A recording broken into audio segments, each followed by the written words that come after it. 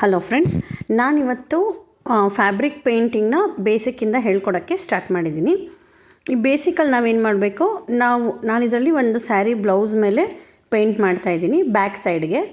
So ನಾವು ಯಾವ ಜಾಗದಲ್ಲಿ ಪೇಂಟ್ ಮಾಡಬೇಕಂತ ಇರ್ತೀವೋ ಆ ಪ್ಲೇಸಿಗೆ ನಾವು ಫಸ್ಟು ನೋಡ್ಕೋಬೇಕು ಎಲ್ಲಿ ಮಾಡಬೇಕಂತೇಳಿ. ಅಲ್ಲಿ ನೋಡ್ಕೊಂಬಿಟ್ಟು ವೈಟ್ ಕಾರ್ಬನ್ ಶೀಟ್ನ ಯೂಸ್ ಮಾಡ್ತಾಯಿದ್ದೀನಿ. ಇಲ್ಲಿ ನಾನು ಯಾವ ಇಮೇಜ್ನ ಡ್ರಾ ಮಾಡಬೇಕಂತ ಅಂದ್ಕೊಂಡಿದ್ದೀನೋ ಅದರದ್ದು ಪ್ರಿಂಟೌಟ್ನ ತೊಗೊಂಡಿದ್ದೀನಿ.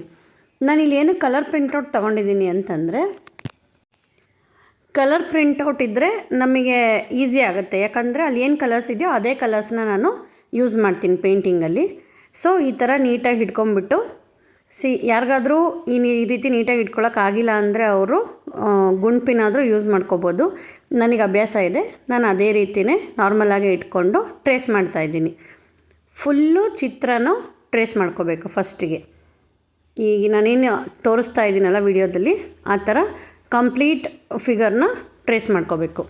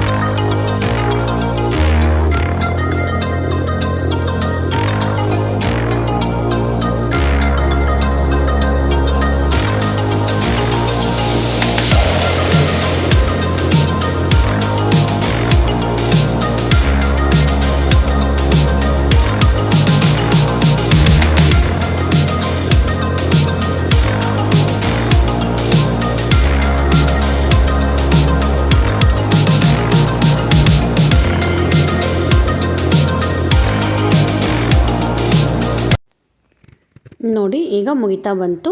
ನೆಕ್ಸ್ಟ್ ಏನು ಮಾಡಬೇಕು ಅಂತ ನೆಕ್ಸ್ಟ್ ವಿಡಿಯೋದಲ್ಲಿ ಹೇಳ್ಕೊಡ್ತೀನಿ.